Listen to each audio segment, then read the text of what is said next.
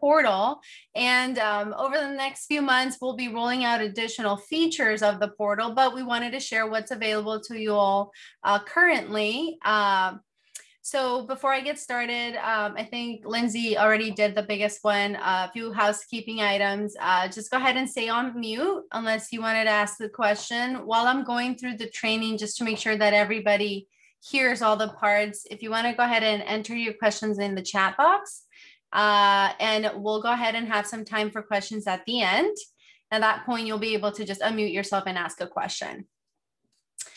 So the new Fund Advisor portal allows fund holders to easily access fund balances and view scholarship grants, contributions, download fund statements 24/7, just like the previous portal did. It does work with Chrome and Firefox, but as well as Safari. Just as a note to everyone, if you end up having any issues with your browser, sometimes disabling cookies is what fixes the issue. But overall, we've had good, there's good access to it on different browsers. So when you all go ahead and do the initial login process and create your account, you will receive an automated email from the Community Foundation that will be sent from a noreply@fcsuite.com. So if you don't receive it by the end of this week in your inbox, go ahead and check your spam folder. Sometimes it can end up in that folder in your email. Keep in mind that the login and the username are going to be connected to that main email that's associated with the fund. So you will see that there is an invitation link that will be unique to you. And I'm going to go ahead and share my screen so that you can see what the email will look like.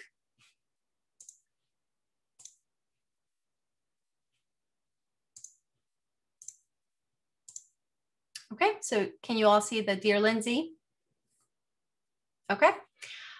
So the unique invitation link will prompt you to create a password of your choice. So that's what it would look like, the link. And so that's going to take you to the login page, which looks like this. And that's where you'll be able to create a unique password. We recommend using random words, mix of capital letters, numbers, or special characters so that your account is secure.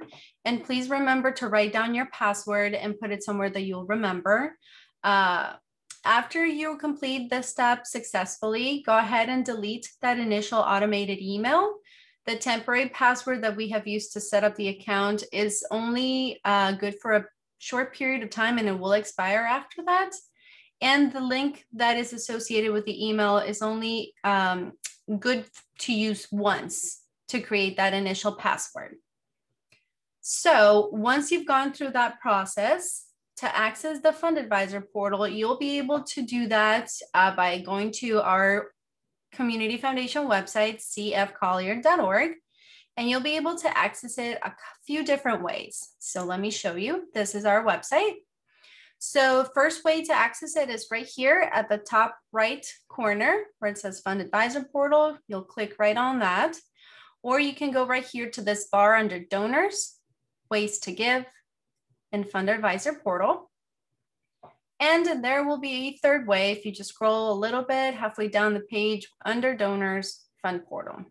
So any of those ways are going to take you to this page right over here.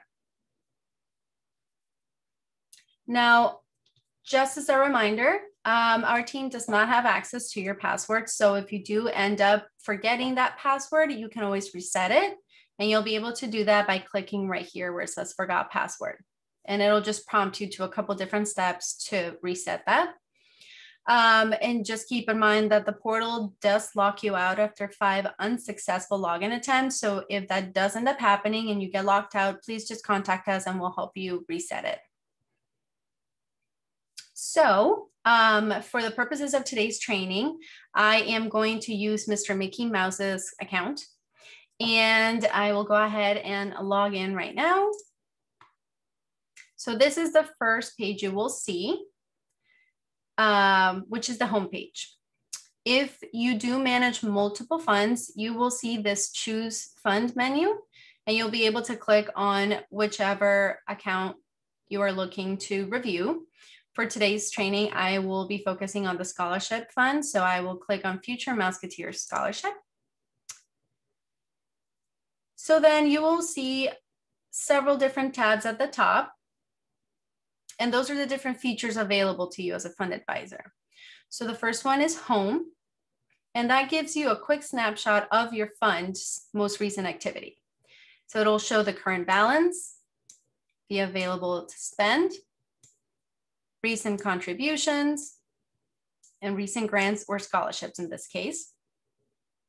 The Choose Fund tab will only appear if, again, you have multiple funds with us. Otherwise, it'll just show you the information on your account.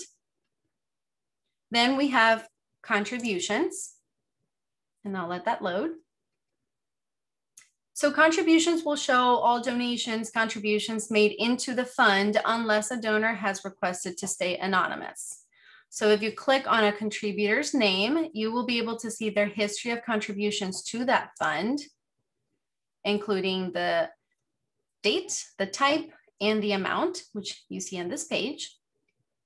Now I'm going to go back to contributions to show you that under contributions, you have the ability to export. And so when you click on this tab in the menu bar, you'll be able to export the information about each donation into a Microsoft Excel spreadsheet. And you can use that sort of information to maybe write thank you notes that are personalized to your donors that are separate from the letter that they receive for the donation from us. And just as a reminder, the information you will see is information from when the portal is set up moving forward. So it won't show anything historical just yet, maybe down the line. For the time being, if you need that information, just let me know. But when you pull the Excel, it will look something like this. Sorry, Laura. Hey, real quick, it will show historical contributions and historical grants. From the get-go, or? Yes. Oh, yep. okay. Sorry. Nope, not a problem. Thank you for that clarification.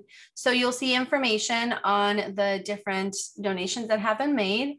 And if you scroll a little bit, then you'll see that there's address. So you'll be able to send those thank you notes. The next tab is grants. So in this case, scholarships. And you'll be able to see the history of payments awarded from the fund, including the date, the grantee or recipient, which is the universities or colleges, the institutions. The description, which will include the student's name, in this case, Daisy Duck, and the amount. So the first thing you'll see is a grantee summary. And again, there are only a couple of examples here, so you don't really need to scroll. But once your own data is on there, it'll be more information. So this will show first, you can scroll down, and this section will then appear, which provides the information for all the different scholarships that have gone out. And again, you will see that you have the export to be able to do like you did in contributions and generate a spreadsheet that you can then use. Now, correct me if I'm wrong, Lindsay, but with this one, the only information from the student that will show is their name. So no other contact information. Correct. Student contact information will not be provided through the portal. And so right here with the grants, it tends to sort by default from most recent to oldest. But you will see that when you can click, these are highlighted when you hover over them. So you can sort by any of these items. So by date, the ID, status, recipient, description, or amount. Now, pending means that our team is currently processing that scholarship payment, whereas paid means that it's already been processed and the check has been sent out to the institution. So that's the different statuses that you may see. Then there is the Donate tab. And this will bring you to a separate page where you can make donations, contributions to your fund or to any other fund that we manage at the Community Foundation. You can set up recurring donations if you'd like. if you're part of an organization or a club, you'll be able to copy the link to the specific donation page, and you can share that with your members or with interested donors, and they'll be able to go straight to the donation page. So if I use Christ Child as an example, and I click on them, it'll take me to their individual donation page. And you can see that the fund name is right there. So here at the top, that's the link that you'll be able to copy, paste elsewhere, and share. And it'll take them to this direct page as opposed to just the home page of the donate. So give me just 1 second to click back into the scholarship fund. And next you'll see tax receipts tab. You will be able to see here your tax receipts, not all the tax receipts for the fund. So if you have a donor that wants a copy of a tax receipt, we're happy to provide that for them. But since we are under Mickey Mouse's account, you can see all of the contributions that Mickey Mouse has done. And you can click on the ID, that'll generate a tax receipt. That'll show you in PDF format, and you can view it, save it, print it. It'll look something like this. So it has the information on your donation.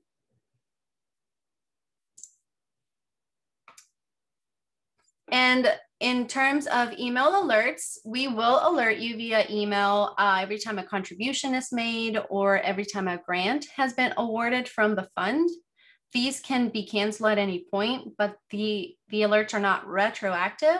So you will not be able to be notified of any past grants or donations. Now, there are a couple of sections that we are still working on and are still under construction, but I just wanted to point a couple of things on them. One is fund statements. This is where you will be able to come and see your statements in the very near future. You'll be able to click and view, print as a PDF. And I know that a lot of people use this information from different meetings, board meetings, that kind of thing. And under documents, again, nothing shows here just now, but this is where your fund agreement would live down the line, and any other confidential documents that are just not currently available. We are working to upload some general documents shortly, like stock wire transfer forms, a portal guide that'll explain how to use the portal, and eventually maybe some student updates and other documentation may be added to this section that is individual to your particular fund. As always, remember to click on the log out tab to close out of your donor portal, but if you forget, that's okay. It does automatically log you out after a period of inactivity, even if you forget to click on log out. And I did just want to point out that the export function only comes up when you're under contributions or grants. So right here, you see that it's not available. So I'll go ahead and stop sharing right now. And I did want to point out a couple of things. If you have a critical needs or a hardship fund with us, at this time, you'll be able to see everything except the grants tab. We're working on that and should have that information available very soon. Also, if you have other funds with us, donor advised or agency, we are having some additional trainings for those types of funds. There's a couple different other capabilities that can be done, like grant requests. So if you are interested and would like to attend those trainings, you can let me know in the chat or email me afterwards, and I'm happy to send the information so you can register for those. If not, they will be recorded, so you'll be able to see them in the near future. So I have gone through all of the big pieces of it. I can go ahead and open it up to questions at this time.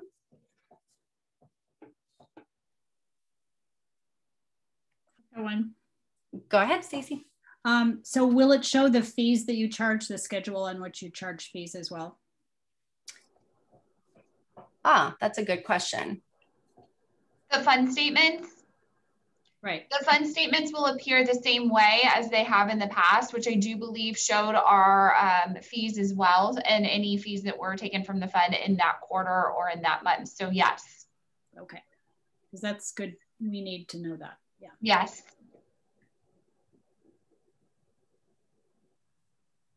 Any other questions, first impressions?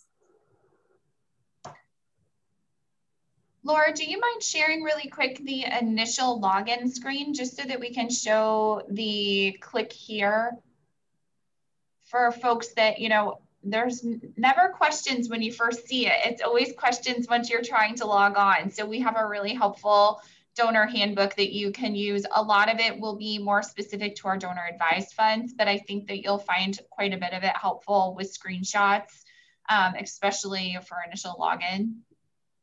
So just that first page where you're trying to set up the account, you mean? No, it doesn't have to be that. It just log in to the fund portal. Okay, I'll go ahead and share right now. Right here? Yep, so that last line where it says for assistance, please contact Meredith. You can also find answers to frequently asked questions here. If you click here, it will pull up our advisor guide that has some helpful screenshots in it and different steps and common questions for you.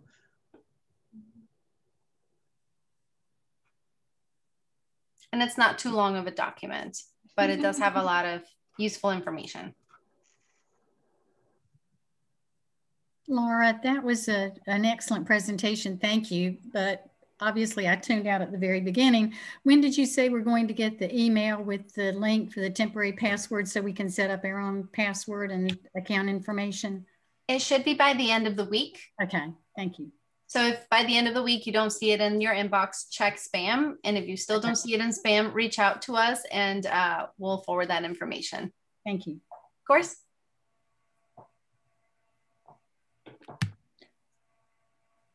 One other question. Once in a blue moon, we have funds returned from a university unclaimed. I'm assuming that will show as a credit as well. Yes. It will, and it'll actually show in a much better way.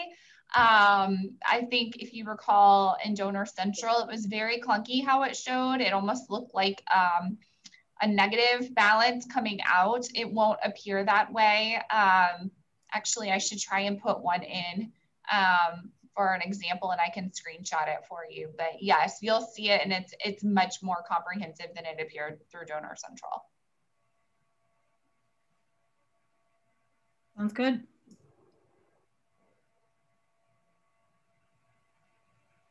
One other thing that is a little bit different, Stacy, this might be more relevant for you and maybe Alexis, is that we do sometimes have folks who need multiple logins, maybe a club president and another committee member or treasurer or something like that.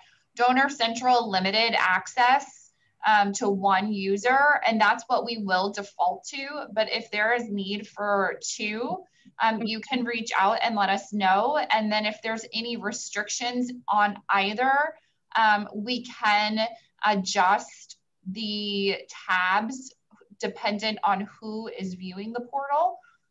So for example, if you perhaps wanted, I don't know, your treasurer to only have access to fund statements, we could set it so that they could only see contributions and fund statements, but nothing else. Or so just let us know. Okay. And have we provided you the information you need about who should have that access at this point? At this point, our plan is to default to who had access previously. So if that is different, and actually I can tell you. Well, I think you had a name of someone who'd been president 6 years ago, so. I think that's been updated. I hope that's been updated. Okay. Give me 1 minute. Sure. I seem to recall the login was for Lee Krause. Oh yes, that was another thing. So Donor Central had to almost continue on with the original person. So it was sort of passed on and inherited if you're a club or organization. There's different capability in this system. So we'll be able to adjust each year, remove access from the person that had it before and create new access for the next person. So you won't have that insecurity issue of transferring a username and password each year. Yeah. Valerie White is who I have getting access, but Stacy, I'll make a note to also add you. Right, because she's not going to be looking at it. I'm reporting to her on it. So. Yep.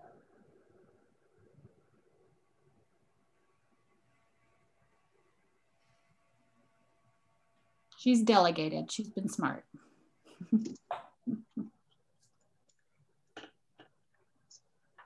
There was another question. Will we be sent the handbook? Yes, you will be sent the handbook. We will have a link to the handbook in your initial setup email. And then it's on our website, and it's also, again, in that spot that we shared in your main login screen. We're not going to be printing and mailing them, but we do have multiple places where you can access them. And if you would like to print them, they're in a PDF, so you can just download them and print right from your printer. Ooh.